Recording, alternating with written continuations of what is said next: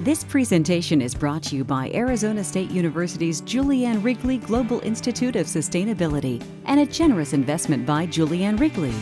Wrigley Lecture Series. World-renowned thinkers and problem solvers engage the community in dialogues to address sustainability challenges.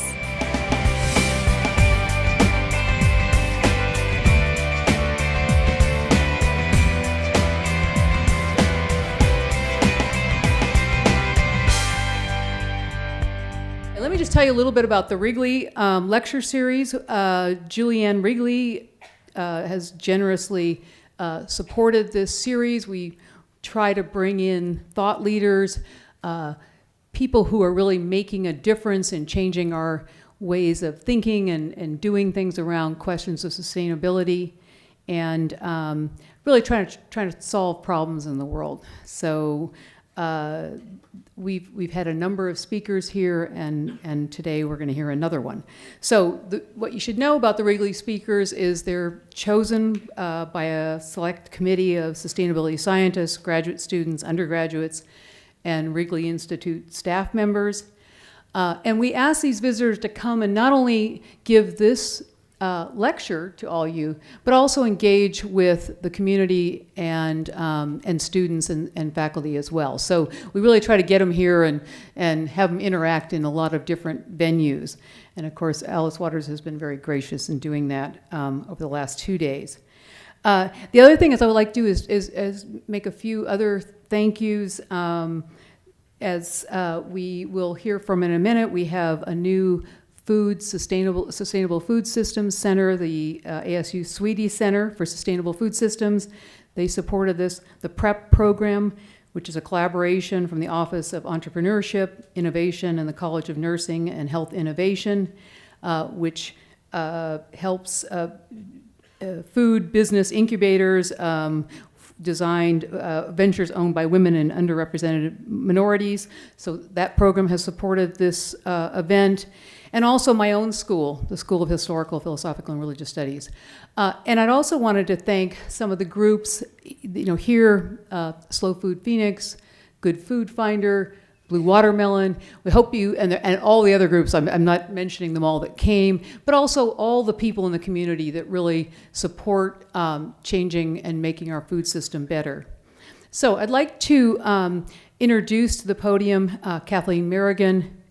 Kathleen Merrigan is the first executive director of the Sweetie Center for Sustainable Food Systems. She also holds the position of the Kelly and Brian Sweetie Professor of Practice in Sustainable Food Systems, with appointments in the School of Sustainability, the College of Health Solutions, and the College of Public Programs. Most recently, Dr. Merrigan served as the executive director for the sustainability at George Washington University, but she's also had decades of experience working in agriculture, sustainability, and food systems. She was the former U.S. Deputy Secretary of Agriculture and a leader in sustainable food systems. She managed USDA's Know Your Farmer, Know Your Food initiative. She helped write the Organic Food Production Acts in 1990. She was named one of Time's 100 most influential people in the world in 2010. So you can see she's a pretty accomplished person. So let's welcome Kathleen Merrigan.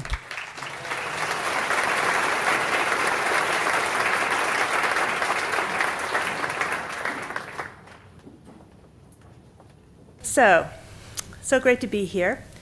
I recently found a lovely little paragraph that I treasure, and I wanted to share it with all of you here today. It is found in the foreword for a 2013 Random House book by Jean Nolan, entitled From the Ground Up, A Food Grower's Education in Life, Love, and the Movement That's Changing the Nation.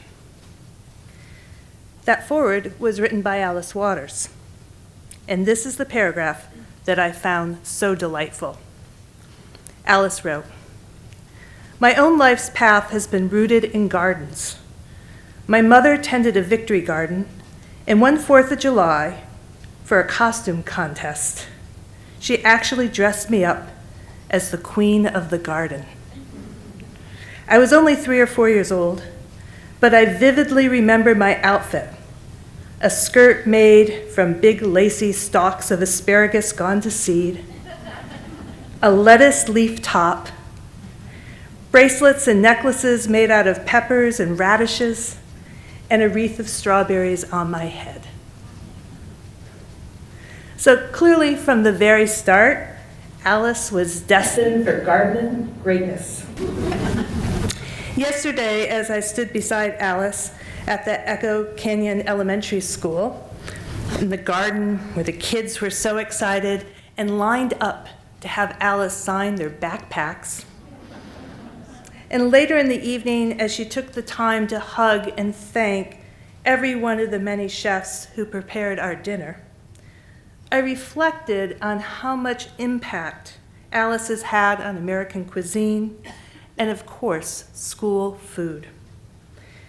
As I withered in the heat in the schoolyard, I couldn't help but admire how strong Alice is, how determined, how she engaged on a personal level with almost everyone she met.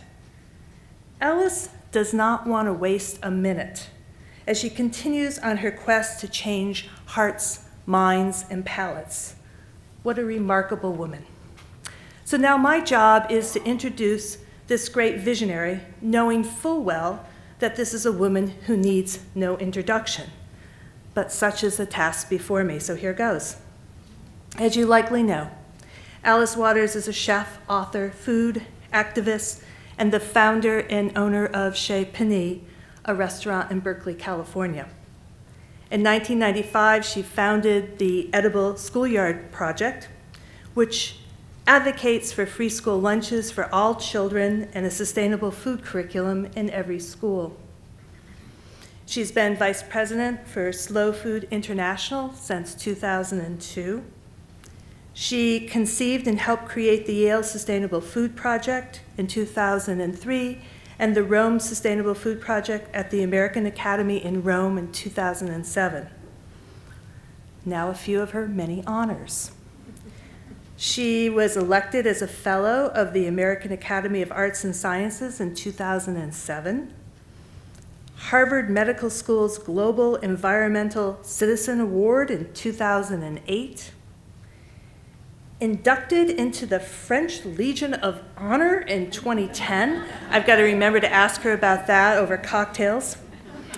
And undoubtedly my favorite, in 2015, she was awarded the National Humanities Medal by President Obama, proving that eating is a political act and that the table is a powerful means to social justice and positive change.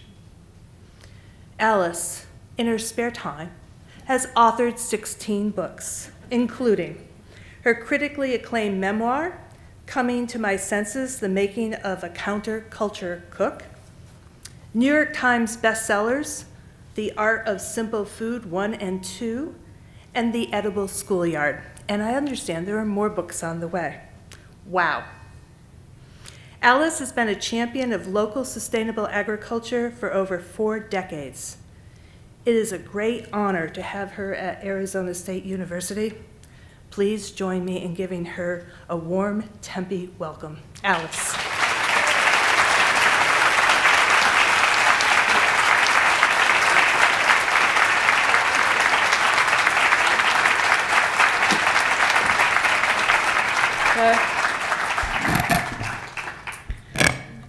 I was very touched by your introduction. Thank you. Thank you so much for inviting me here. I have never been to this university before, although I have eaten here in Phoenix before at a wonderful pizzeria.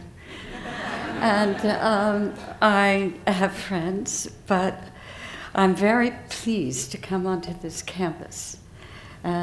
Really excited to give this talk to you. And I love the fact that there is a sustainability department.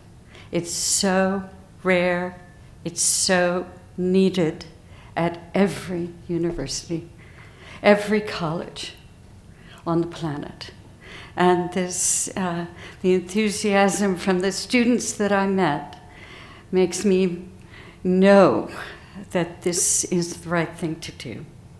Well, I've been giving this talk in various forms for quite some time.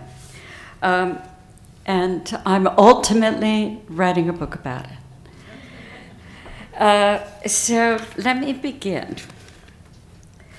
We all know that there are grave issues facing the world today. Violence, addiction, environmental degradation, political and economic inequalities, land use poverty, childhood hunger, the overarching fear of climate change. But all these very serious issues, in my opinion, are really the outgrowth of one deeper, more fundamental condition. They're all the byproducts of something more insidious, something more deep-rooted, so destructively elemental and pervasive. It provides the soil, if you will, for all of the other issues to grow out of. And unless we deal with this deeper, darker, systemic issue, I think all the other issues won't ever really go away. They might get a little better, but they're always going to be there in some form or another. By not addressing the extensive underlying condition, I fear that we're trying to cure the symptoms of a disease without dealing with the root causes of the disease itself. So what is this deeper condition? What is this? The well-known author and activist Eric Schlosser has pointed out that in the United States, we live in fast food nation.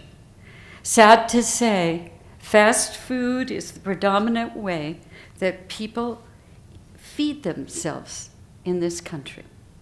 Surprisingly, most people don't know this or don't want to know. I mean, it's incredible. It's incredible that Eric wrote that book 20 years ago, and most Americans are still addicted to fast food today. For example, in the United States, 20% of all meals are eaten in cars, and 85% of our children don't have one meal sitting down with their family. Just imagine, 85%. And people still think fast food is more affordable than cooking at home. But the thing that people really don't see, and it's something that I've really just come to see in the last decade or so, is that fast food isn't only about food. It's bigger than that. It's way bigger. It's about culture. And culture is the knowledge, experience, beliefs, behaviors, myths, and customs of a society. It's the invisible moral structure underneath everything that's guiding us all subconsciously and therefore affecting everything that we do. Culture defines our points of view. It dictates the way that we look at the world, how we operate in it, how we relate to our environment, how we see ourselves, how we express ourselves, how we feel, how we do business, the ways that we set up our homes, the architecture, our schools, our entertainment, our journalism, how we treat each other, the clothes we wear, our politics, and on and on. Fast food culture has become, as far as I can see, the dominant culture of the United States. And as I said, I fear that it's becoming the dominant culture of the world. This is the deep, insidious condition that I'm talking about. fast food culture. And this is happening because fast food culture, like all cultures, has its own set of values, what I call fast food values. So if you're eating in a fast food restaurant or in a fast food manner, not only are you malnourishing yourself, you're also unwittingly digesting the values of this culture. Those values become part of you, just like the food. And once those values become part of you, they change you. You begin to have a different outlook on things, different cravings, different moral standards and expectations. Now your desires and hungers are being programmed by a fast food culture. And because of that, you start to create a dehumanized world for yourself without even knowing it. A world with fast food values inherent in it. A world where fast food values seem actually appropriate. Uniformity. An example of a fast food value is uniformity. The idea that everything should be the same wherever you go. The hot dog that you get in New York should be exactly like the one you get in LA. And that Starbucks macchiato you can seemingly get anywhere these days should be exactly like, well, the one you get here in Scottsdale. And if it's not, there may be something wrong with it. We take uniformity for granted. We actually like it a lot. It helps us feel familiar in unfamiliar places. It's just like the hamburger I have at home. That taco looks and tastes the same as it does in Mexico City. Uniformity comforts us. It helps us feel safe, or we think it does. Because uniformity, like all fast food values, hides a deeper, darker side. In terms of what you eat, it limits what you think is good for you. With uniformity, you don't even want to try anything new, especially if it looks different. Suddenly there's something suspicious about it, something to be rejected, something even to be afraid of. Eventually you want everything, not just your food, but everything to look the same, be the same. You look for the same kind of TV shows wherever you go. You design the same kind of buildings in every town. You start wanting the same kind of clothes that everybody else has. And you search out hotels that are familiar wherever you go, that are recognizable, restaurant chains, and brand outlet stores. Uniformity as a value fosters the loss of individuality, the pressure to conform, the disrespect for uniqueness, even prejudice and control. All eggs should look the same. All houses should be the same. Everyone should behave the same way, or you should report them. Speed. This is my favorite one. Things should happen really fast. The faster, the better. You order it, you should get it. You want it, you should have it. Right then, no waiting. The faster things are done, the better. In and out. As many of you probably know, Amazon now delivers groceries to your door as fast as they can get them to you. There are even companies who refund your money if they can't get your food to you fast enough. It's amazing. It's amazing, really. And when we live like this, I feel like not only do our expectations become warped, but we become easily distractible. We lose the sense that things take time. The best things take time, like growing food, or cooking, or learning a language, or growing a business, or getting to know someone, for that matter. These days, if there's not instant gratification, we get frustrated. There's no maturity, no reflection, no patience. The faster it's delivered, the faster it's communicated, the more time. Time is money. Very important. Time is money. How many cows can you slaughter in the slaughterhouse in a day? How many patients can you see in a doctor's office in a day? How quickly can you down your lunch?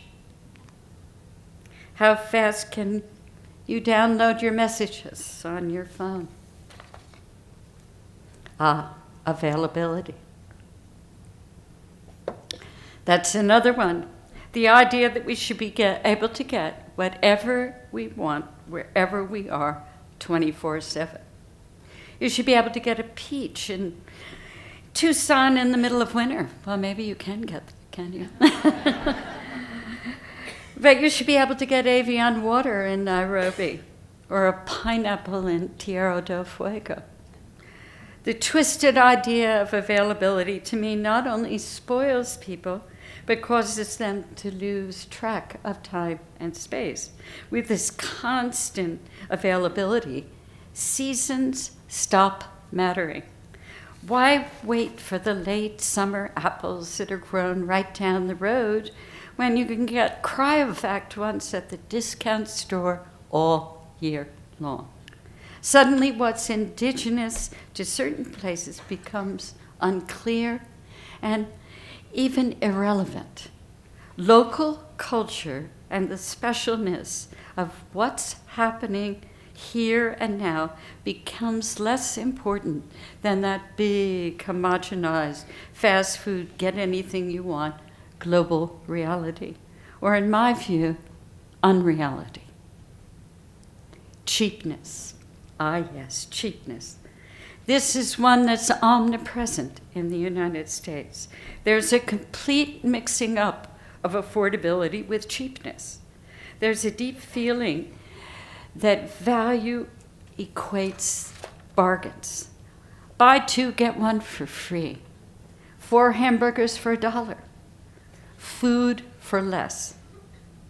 One of the first things that Jeff Bezos, the president of Amazon, did when he bought Whole Foods was that, of course, that semi-sustainable grocery chain. The first thing he did was to drop prices. Yes, I think it benefited some people, but what about the people who were growing the food and bringing it to the market? Fast food culture makes you conveniently forget about them, and also about the environmental costs of farming on a massive scale, and the amount of carbon needed for the transportation and the refrigeration. With cheapness, no one understands the real cost of anything anymore. 1, because no one ever tells them, and 2, everything is priced artificially, supported by subsidies and corporate sleight of hand and credit. When cheapness has such a high value, no one talks about the quality of things anymore, or how bad or good they might be for the planet. It's just, what a good deal it is. What a good deal. And the truth is, and it's something that we all need to learn, food can be affordable, but it can never be cheap. When I hear someone say, I just got it cheaper here, I just feel intuitively that somebody somewhere is being sold out. You cannot not pay for something here and not, getting what's, and somebody over there not getting what he or she deserves. And it's usually the farmer or the farm worker.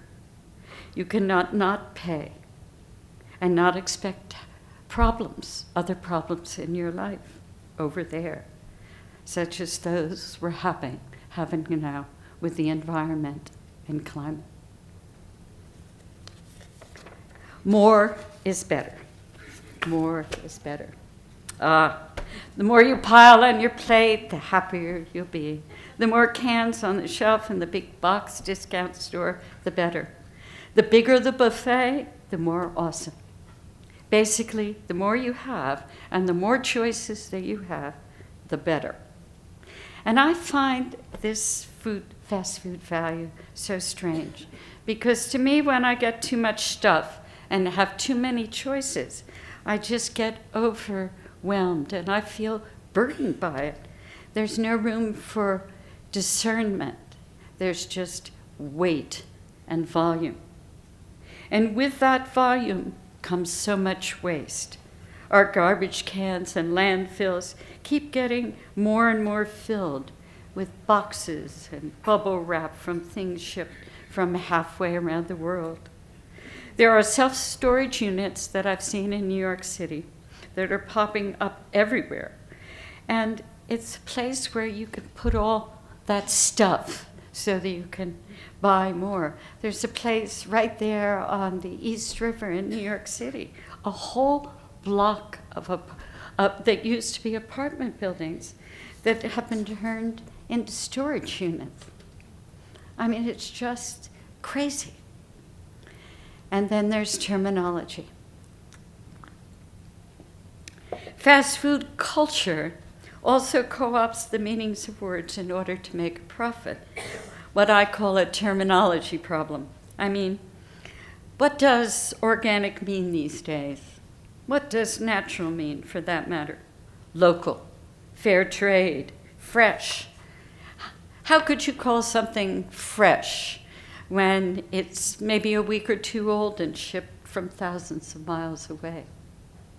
The definitions of these terms have been hijacked, and they seem to fluctuate and have more to do with marketing and presentations than any attempt to clarify and inform.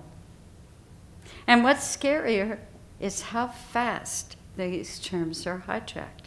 When the food movement finds a new term that works for us, like sustainable, it gets absorbed immediately by the fast food culture, and it's used everywhere, indiscriminately. And in no time, the term is misleading and cloudy and sometimes just completely meaningless. Take the term pesticide-free or government-approved. How about pasture-raised? There are so many slippery terms that I'm aware of, and I think you can probably think of many.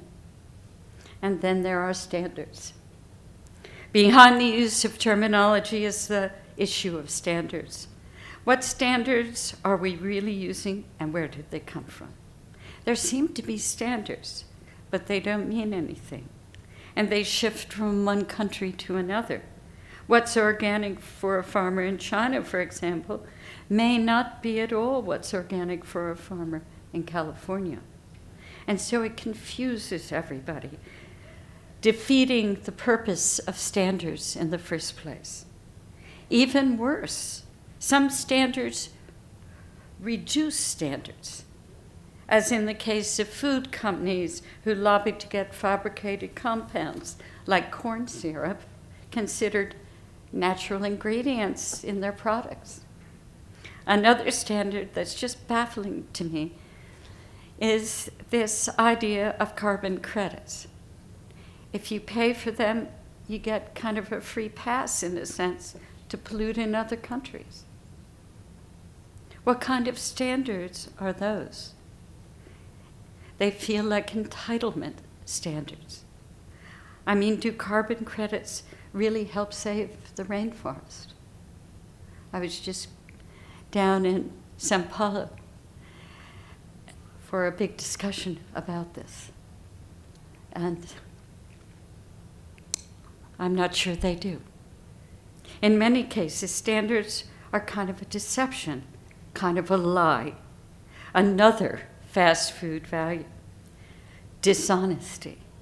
Perhaps the biggest value of all. Actually, I used to think that dishonesty was the biggest of the fast food values. And now I've come to understand that it's greed. Greed is the value that is causing the most destruction in our world. The impulse to honor profit and financial accumulation over human value and environmental protection. I should not be shocked, but I am, by the persistent collusion between corporations and governments and those responsible for nurturing our precious food supply and natural resources. So, yes, there is a fast food culture, and yes, it's permeating every aspect of our lives. And yes, it's literally changing the world. But fortunately, there's a counterforce. There's an antidote. And I call this antidote, no surprise, slow food culture. And fortunately, slow food culture has its own set of values, slow food values. Slow food values are earthbound agrarian values that have been cultivated since the beginning of civilization through customs and practices, and we all know them. We all know them. Taking care of the land, eating seasonally, celebrating the harvest, sharing our work and our bounty, gathering together at the table with family and friends. These are non-regressive, backward-looking values. They are not. They are grounded in traditional methods, and yes, they're evolving with us, and they're moving forward, and they're guiding us if we pay attention. Sustainability is one. You know all of these. Sustainability, seasonality.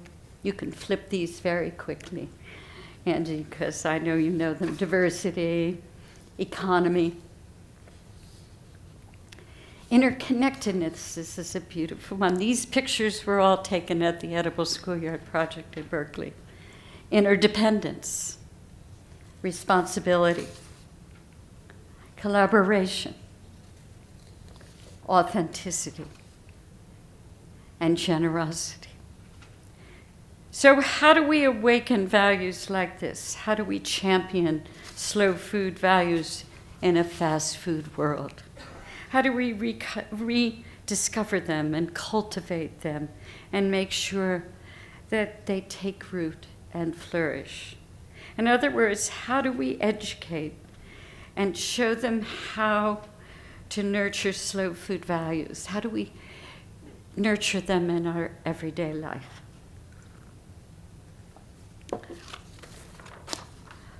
Well, I feel very deep in my heart that schools are the best place to do this. And I love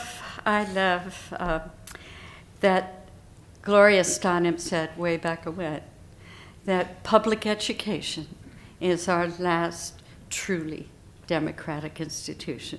Almost everybody goes to school, or should. Schools are the best places where we can introduce and teach a new way of living and caring for the environment to the next generation. They're a common place in our culture where we can reach every student equally and rapidly when they're young and learning before they have been indoctrinated into a fast food culture. And I wish I had a picture that I took in Spain of a woman that was pushing a stroller, of a little 2-year-old in there, and there was a bottle of Coca-Cola as big as the child sitting in the stroller in the front. And we're not understanding how deeply that impression, that branding is going on.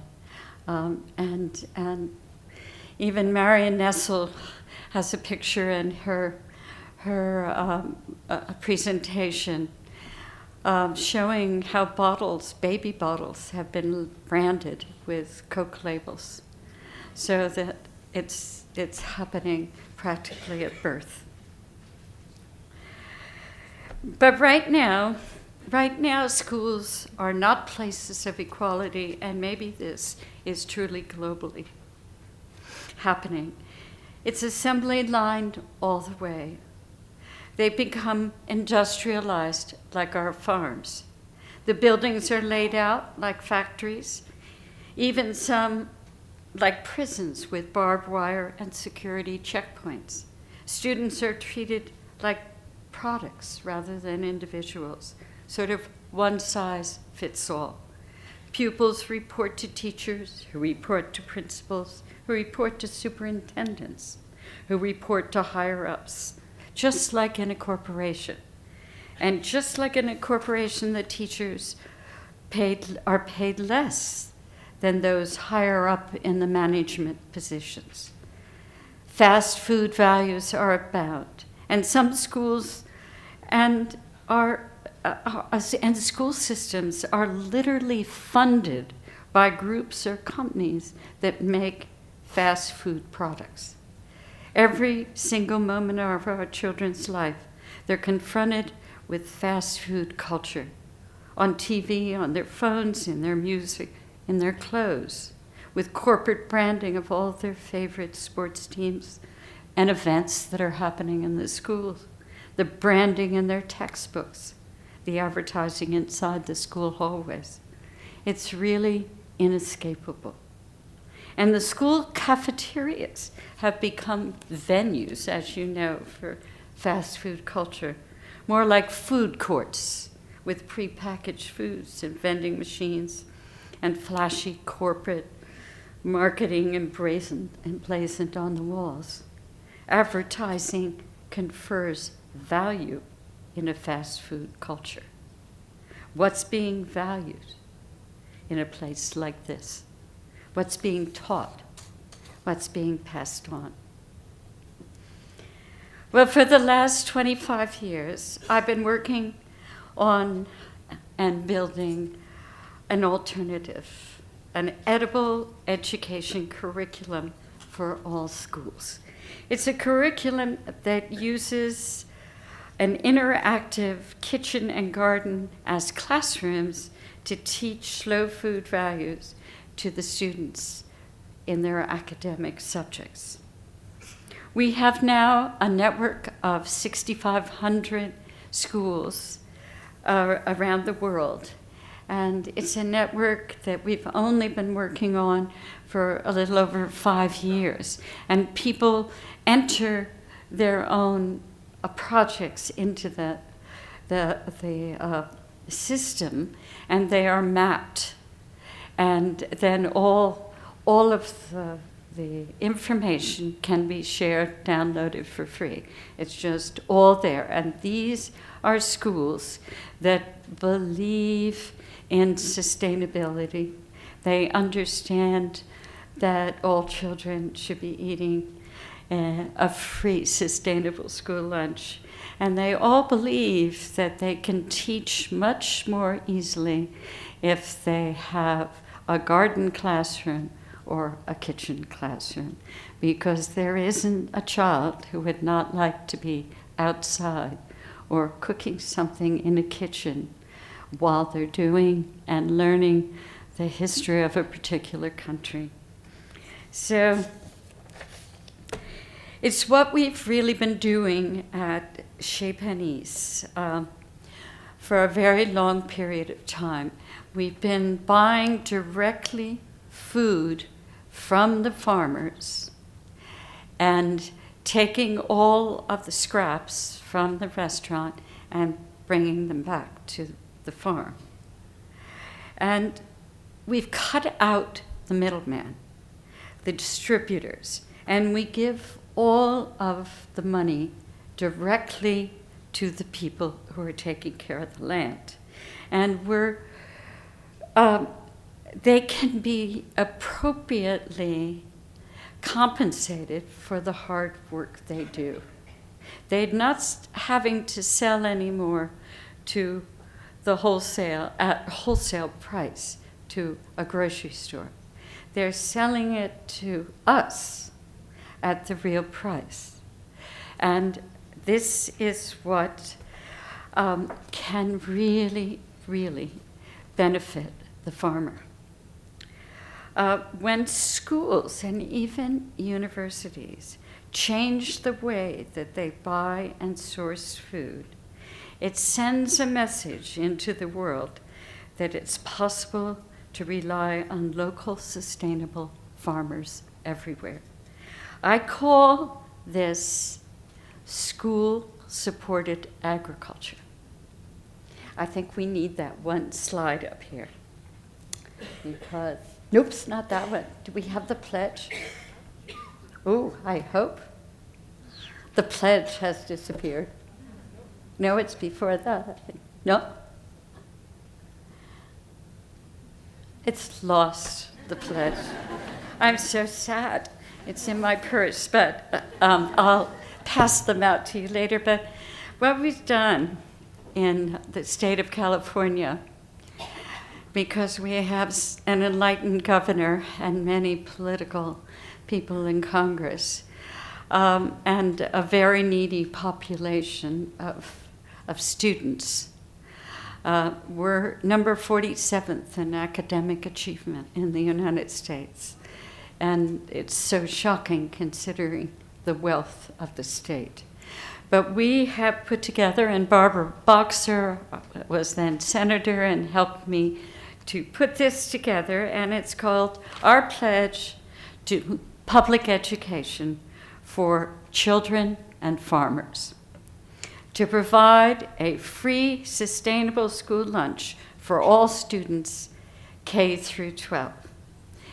To number 2, to buy food directly from farmers and ranchers who take care of the land and their workers. And 3rd, to teach all students the values of nourishment, stewardship, and community. And so this is how we envision making change in the state of California. And already you may know that there is a free school lunch in the city of New York. You may know that already. And we're really trying to help them to make it nourishing and to support the farmers, the sustainable farmers that live in and around New York City. So that's the plan. And so we need your help. And I think when this begins to happen, the values of the farmers will come right through the cafeteria door. And I call this a delicious revolution. Thank you.